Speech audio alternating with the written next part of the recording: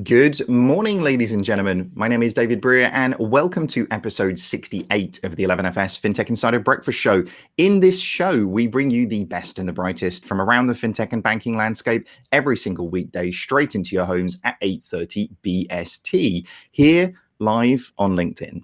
Today, I am thrilled to be joined by Mr. George Kelsey, the CTO for EMEA of Ondot Systems. On this morning's show, what we're going to be doing is talking about how George's work at Ondot is shaping what they're doing at Ondot Systems, his corporate past and how that's shaped his practices today, and the contactless and cashless future that we pretty much think is going to be coming off the back of what's happening with COVID-19. Before we get into that, George, how are you doing this morning? Lovely to get you on the show. Hey, listen, thanks for the invite. Great to see you. Yeah, it's been a couple of weeks since we chatted, but it's been I mean, I think me and you have chatted on and off for best part of about 10 years, haven't we? So why don't we start off with tell the audience how we know each other. Yeah, I was trying to think when it was, David, but it is about 10 years. It's about a decade since you and I first met, and our paths have crossed in. I was trying to count them up, but 5 or 6 different occasions and under different guises. I think the first time we were actually trying to solve a very particular problem, a software problem in RBS. Very true. But right the way through to the number of times you became my go-to guy in a way. It's kind of like I'm not sure I know how that, but actually let me get in touch with David, because if he doesn't know, he'll know somebody that does. And so we've kind of had that kind of relationship for some time. And I think I became your first ever customer at 11FS. You were literally customer number one. Customer number one, and that was a most magnificent piece of work around how does an organization realign itself if it truly wants to be customer centric. I actually love that. I love that piece of work. Number one at 11FS was really about cultural transformation. And that for me has been such a big part of what we say and what we do all the way through. So thank you so much, George, for being customer number one. I hope we've fulfilled our brief. But obviously, as you said, you've been at a few different organizations that, and actually, while I've been at different organizations, we've met as well. But give everybody a bit of your background, because you've really kicked off a lot of what's happened with the mobile banking revolution and the changes that have come through. So tell us a lot more about it. Yeah, so I kind of, I left school when I was 17, and my primary objective was actually to leave home, find somewhere to work, and I joined RBS. I worked in branches at the time. Quickly realized that wasn't my suit. I'm not very good with dealing with the public, but I moved into what was the nascent technology organization. This was back in the late 70s. So that was the time when ATMs, cash lines were just starting to be rolled out. And I stayed with RBS for a long time, and I kind of moved through the ranks and up the ranks, always with that kind of technical bent, that kind of problem solving bent. What I learned about myself quite quickly was, I'm quite useful when there's a bit of a crisis. I think a bit differently. I'm good at problem solving. But that kind of, RBS went through some fantastic experiences, from being a kind of upstart bank, a provincial bank that had to compete with larger competitors, to doing that magnificent integration at NatWest through. I was around when internet banking was launched. Then I was there. I was a primary mover behind mobile banking and how that shook the world up as well. And I was thinking about, and then moving to Tesco Bank and thinking about re-architecting a whole organization to be customer centric. That's kind of what I do. I kind of occupy that space between technology, big ticket technology, and what a business outcome's doing. And those are the kind of problems I like to get engaged with and solve. And as you say, I think particularly in times of real need for change was the points where I really saw, particularly at your time at RBS, actually, was, I remember a few instances. There was one particular outage where I think you were basically running the resolution of all of those things to put the service back together and make it happen. And it was like trying to put together a puzzle with your eyes closed, wasn't it, in terms of the fixing all of those pieces. And as you say, I think you touched on it, but mobile banking, I think you literally launched the first mobile bank, didn't you, in the UK? And actually, I think you did it at probably half the speed, half the time and half the cost that any of the other competitors did as well. So it was, you're being very understated, but you've been there at many of the points where the industry has really changed, I think. Yeah, I guess that's true, but I also think, we launched that, we built and launched that mobile banking app almost as a reaction to the kind of the kind of how do you do large scale things? Well, you do large scale things by putting together large scale budgets and taking a long time. Actually, when you really think about, and you know this well, what's the job to be done? What are you really trying to get after? Can you focus your energies? Can you actually do something different that actually meets that? So we did. We launched that, and it was a kind of world-beating thing. It was a really super friendly mobile banking app with kind of lots of capabilities in there that customers love. And we did it, from start to actual launch was 5 months. And it was something like £250,000 we invested in it. Do you think about that in terms of the budgets people tend to want to spend when they're doing industry-changing things? I'm not sure you need that all the time. Yeah, I completely agree. It's almost a strangely aligned thing that if it doesn't cost £100 million, people don't take it seriously. But actually, in order to make things happen, you need smart people, small amounts of budget, and most importantly, permission to make it happen, right? And actually, that's the key to really making these things move forward. But I mean, obviously, you've made the switch out of the corporate world now, and you started Be More Mammoth. Can you tell us a little bit more about Be More Mammoth? Because I think the origin story of this is a really beautiful one. Yeah, well, there's a realization from, and Be More Mammoth is my children's book. It's the actual stories that my boys and I told each other when we were growing up. And for me, that was a remarkable time at the end of the day when you get the chance to spend some time with kids. You're exhausted. What do you do? We created these wonderful characters. And we did that over about it must have been 14 years as the boys were growing up. It was a real shared, collaborative, imaginative process. And I was inspired to write that when my son dropped me a note when he was at university for a birthday present. He actually wrote me a chapter that he remembered out of Be More Mammoth, Philander and Cove, these two mammoths that roam the world. And therefore I resolved to write the book. But that combined, David, with this kind of growing feeling I had in corporate life, that what corporate people, it's always good to have somebody like me around, but I'm only ever useful 10% of the time. So what do corporate organizations do with the 90% of the time? Well, they get you to do things that aren't really value adds. You have admin, you'll have meetings about meetings. You kind of fill your time until you need it. And when I wrote this book, what I realized in the actual writing of the book, I was 100% occupied. I was 100% engaged. My energy levels, the joy that came out of it, this kind of creation of those stories that were remembered for me, actually took me back to times like those were the times. It was the same type of feeling as I had when we did something really innovative in a bank, like create mobile banking. That kind of energy level is that 30% of the time that you're useful in an organization. So all those things combined, and I decided I would actually, not waste that 70% of the time filling admin. I wanted to leave and actually see if I could actually improve my ability to be that focused and be that creative more of my time. And I really wanted to do that with, interesting people doing exciting things with a purpose or a mission. And my goodness, I mean, that's come true in spades. I know you talk about London, the centre of FinTech, but there's so many things and so many magnificent companies starting up in Edinburgh, and not just about FinTech. They're actually using tech to rip up business models, reinvent things. I mean, it's just a fantastic space to be. And that's really exciting, isn't it? I mean, Edinburgh. I mean, I've always loved Edinburgh. It's such a beautiful place. But as you say, there's always the thing with when the landscape is dominated by one or two big players.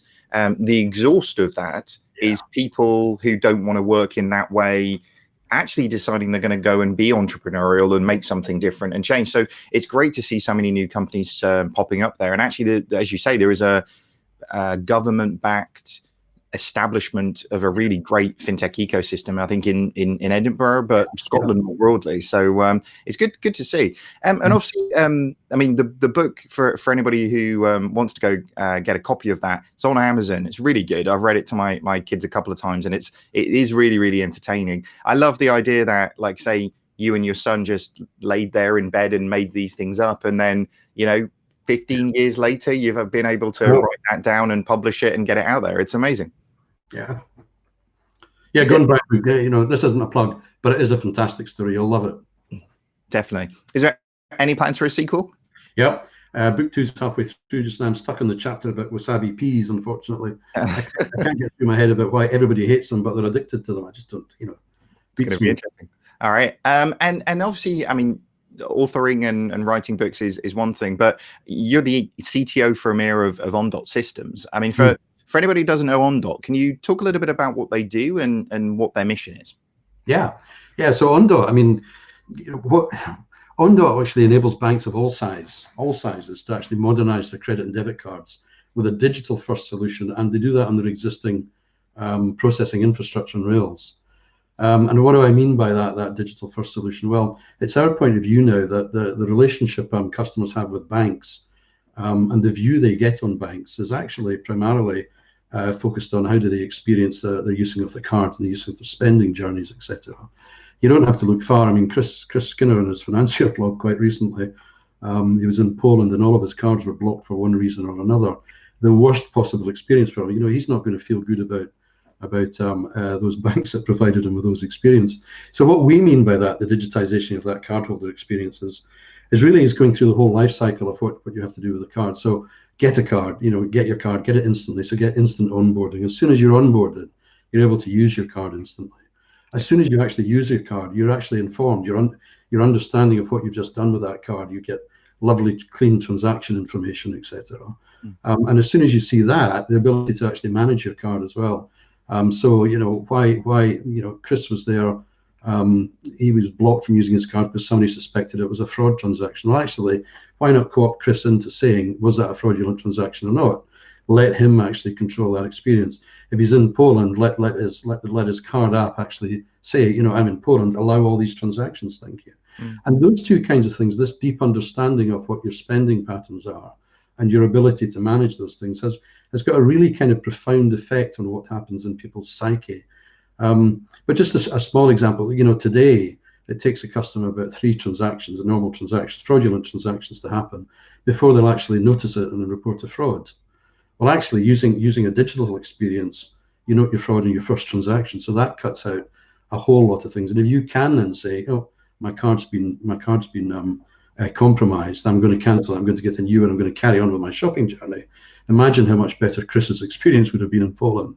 Yeah. But the other thing that it does as well is this whole self-service stuff. All the things that you used to have to phone a contact center for, you know, I want to reset a PIN, I've lost my card, you know, can you get me a new one, etc.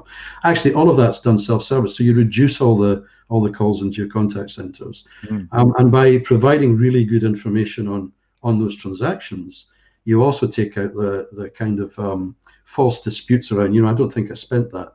Well, you can't really say you didn't spend that because it was Harrods. You actually can look at the Street View map of where you actually were. People go, oh, yes, I did spend that money. So you actually improve NPS, but you also take cost out of the organization. Now, doing all of those things properly, we think takes you to the new norm, which is how do you engage and excite your customers on their kind of spending journeys.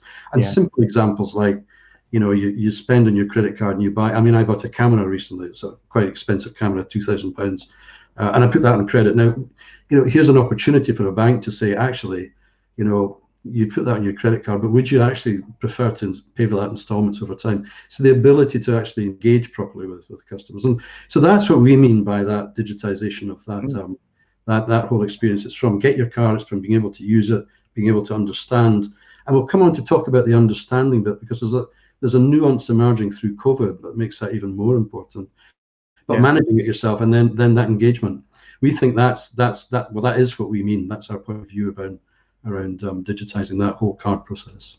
Yeah, and I think that's so important because I mean, particularly now as well, like say with COVID, there's a lot of people who I think this whole period has really shone a light on where the problems are for many people. And like I say, actually, if you can dramatically improve the consumer experience and reduce risk from an organizational perspective in terms of what you're doing, both those things are like very, very high up on people's agenda, particularly if actually you can do that on top of the existing systems that people have. Because I mean, the problem is always, it's like, okay, well, we need a brand new system, and then suddenly people's operational cost is, you know, accelerating rather than decelerating. But we always talk at 11FS about digital riches. Jason always kind of goes through this. Is it real time? Is it intelligent? Is it contextual? Is it human? Is it extendable? And is it social?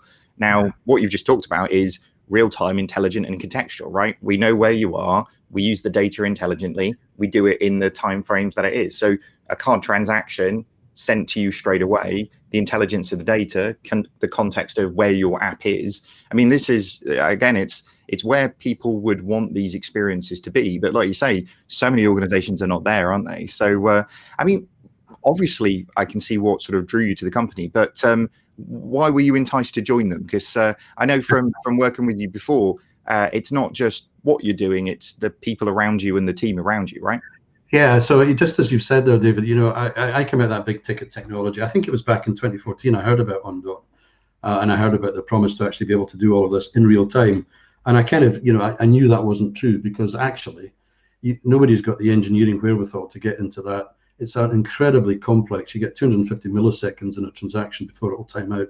Nobody's got the engineering capability to do that in real time. But I went out to see them, and I sat down with the two co-founders at the time, VB and Rashna.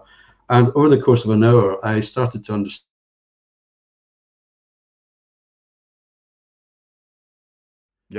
they actually are experts in network technology and payments technology.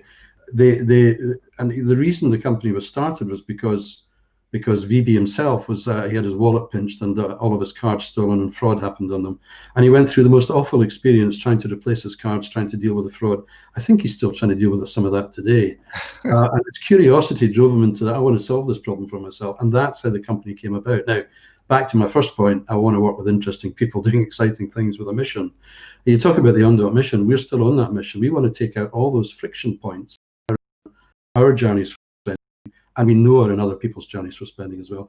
And I hate to keep talking about Chris's experience in Poland, but that financier blog, all of that stuff that he experienced is absolutely the worst possible customer experience. And there is no need for it these days. You can actually address all of these things, and that's what we do. And that's why, so when they came out of America wanting to come into Europe, it's like it's a no-brainer for me. I want to be part of the story, because it's just a wonderful story. Excellent. And what type of companies particularly do Ondot work with then, or want to work with? I guess as expansion goes more and more. So because this isn't just about people with without mobile capability. It's people with mobile capability who are looking to supercharge it, isn't it? Yeah, it is. So I mean, it's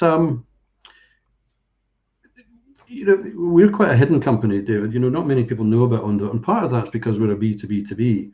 Ondot, we actually service processors, card processors, issuers. They service banks, etc. From that time, I met Ondot back in 2014, the end of 2014. They had 4 clients, I think. They'd really just launched. They've now got 4,500 FI clients and 2 of the top 10 global banks. Wow. Now, it's an American company, so it's not well known. We're hidden behind the veil a little bit of the processors. But and we love our processor partners. These guys are absolutely fantastic. But we also recognize that both they and banks are really struggling to offer compelling digital experiences. So we've become much more actively engaged in those digital experiences. And last year, we launched Card App, which is really a direct equivalent to the Apple Card and Google's forthcoming smart debit card. The point about that is you can take all of those experiences that we create for our banks and wrap them into a really user-friendly app. And it is akin to the Apple Card, etc. But we kind of know that working with those processors is not enough, because you can't leave banks struggling with the idea of we've got multiple processors. We use one for debit, we use one for credit. We've got multiple schemes. We're linked to MasterCard, we're linked to Visa, we're linked to Amex, etc.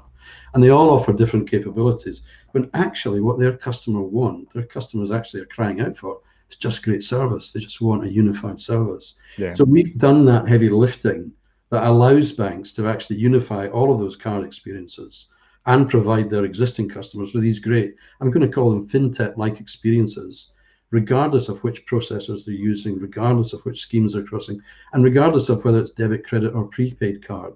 So we're now much to the fore. You're going to hear an awful lot more about Ondot, because we're actually actively engaged now in promoting that really good customer experience. That's really exciting. It's great. As you say, I mean, that growth from a small amount of customers to thousands is crazy, and that's over a pretty short period of time as well, isn't it? So like I say, if you haven't heard of Ondot, you will be very shortly, I think. But how have you found, George? Obviously, I mean, you live in Edinburgh. COVID, the coronavirus, everything is impacted. I mean, the whole planet. How has it affected you? Because I guess with everything you're doing with Ondot right now, I mean, a lot of that would have been remote, I guess, in terms of how you're working right now. But how has it affected Ondot? Yeah, so for me, it's Lida wrote a lovely article yesterday. But I'm an introvert, and the impact of introverts of sitting in front of screens, etc., and not having that human contact. There's a bit of me that needs that. But actually, I find this remote working remarkably efficient. Where I think it's what I think's happened, and what I alluded to earlier, what we're seeing in the industry just now is there's a real imperative for banks to actually help customers actually understand and manage their discretionary spend through cards. I mean, this is becoming a cash-strapped time. And what we've also seen is this switch into digital. People aren't using cash anymore. I was speaking to a colleague in California last night. Since the start of lockdown to now, he's actually put his card on file with another 10 different merchants. So his card is now on file with 10 different merchants.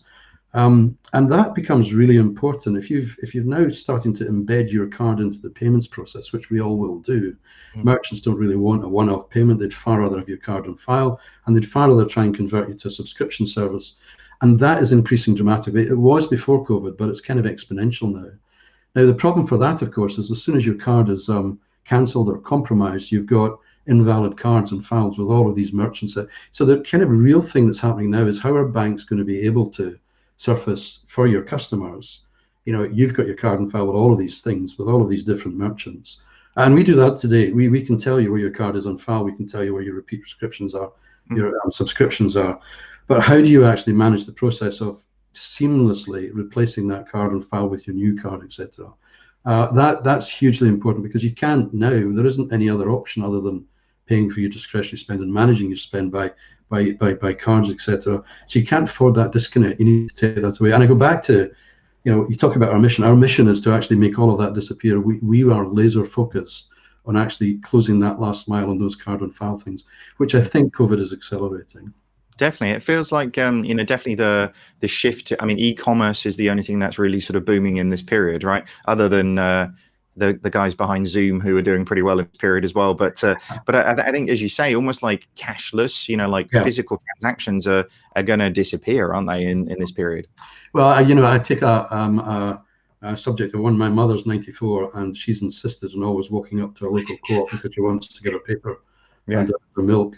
And she's stopped using cash now. She actually uses contactless. At 94, she's actually switched onto that because that cash is dirty, carries a danger to us. So we're all doing that. So this zero cash, zero contact is coming at us really fast. It is amazing. It's amazing how many an external stimulus can kickstart so much and move the industry forward. People have known these things have been coming for a long time, but I guess it's always required some sort of external stimulus to make it happen, isn't it? Whether it's a competitor or a financial crisis or a global pandemic. But it's an interesting one, and actually I think maybe there are those silver linings of COVID. Do you see many other silver linings coming out of this?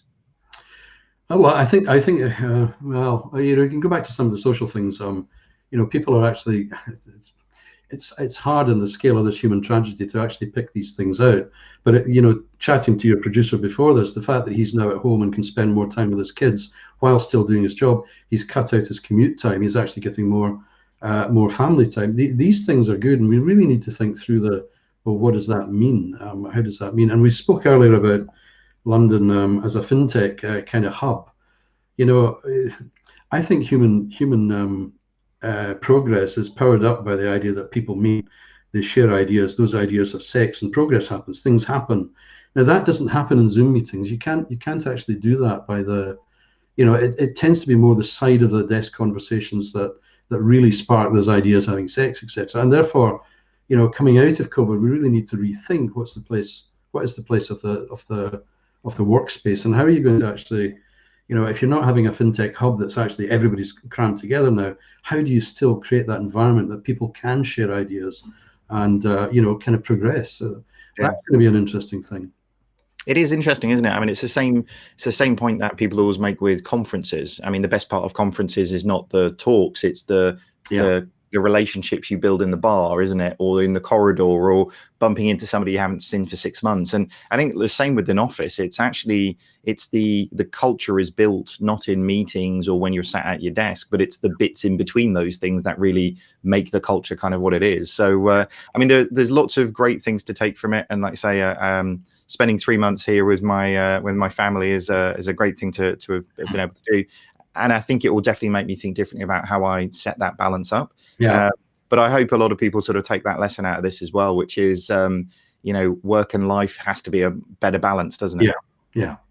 But, all right, folks. Well, unfortunately, I mean, George, we probably could talk for hours and hours like we do, but I think unfortunately we've got to the top of the hour, and people are going to have to go and get on with their jobs, unfortunately. So thank you so much for joining us. Thank you so much for coming in. Thank you so much for being 11FS's customer number one as well.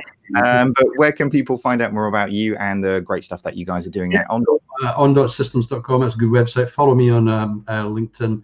LinkedIn's probably best, actually. But the normal routes, you'll find me there, and you're going to hear more about us anyway. We're encouraging. We want to have conversations with banks just now. Anyone that's struggling with thinking about how to create premier digital experience, talk to COVID. If you're worried about the big tech coming in, the Apple Card, come and kind of talk to Ondot as well. So just start the conversations. We can help. We're here. We don't compete with you as banks. We're only here to enable you to actually serve your customers better. So we're very, very, there's no threat in actually just reaching out to us. We'd love to hear from you. Love to hear your problems. Love to see if we can help. Fantastic. Well, great to chat to you, George. Afraid that's all we have for you today, and that's all we have for you this week. But we will be back on Monday with another pretty amazing lineup, I have to say. So on Monday, we're going to be kicking things off with Ziv Cohen, who is the CEO over at Payglant. If you haven't sort of caught those guys before, really, really interesting technology organization, looking really at frictionless mobile fraud prevention solutions. Really, really interesting. Some big fintechs that they're actually working with right now. So really looking forward to hearing from Ziv. On Tuesday, I'm going to be joined by Lex Sockenline. Probably not sure if I'm getting that right, but definitely I'll find out on Tuesday. Global FinTech co-lead at Consensus. Consensus have been up to some really, really interesting things on the product development side for a few years now. So catching up with Lex on Tuesday to see really where we are with that. On Wednesday, we're back to our Spotlight show again, and what we're going to have is mother-daughter duo here. So we've got Laurel and Ishel Quinn, who are co-founders of Sustainably. These guys are doing really, really interesting things. It's a FinTech for Good app that makes it easier for people to give donations. These guys are actually named as Richard Branson's Startup of the Year for 2019. So one definitely not to miss there. On Thursday, I have the pleasure of talking to Kirsten Braithen, who is the Group CEO of DNB Bank in the Nordic region. Really, really interesting organization. We've been doing a lot of things with them with what we've been doing with 11FS Foundry. So it's going to be really, really interesting to see where she is and actually how the COVID crisis is affecting those guys. And on Friday, we have Nick Kerrigan, who is the former managing director of future payments for Barclays. And we're going to be hearing about his career history, learning about being an innovator in a corporate environment, and actually probably what he's going to be up to next as well. So it's going to be another great week. It's going to be another great lineup. So make sure you don't miss out. But thank you very much for joining us this week. We'll see you same time, same place next week. Have a great day. Have a great weekend. Goodbye.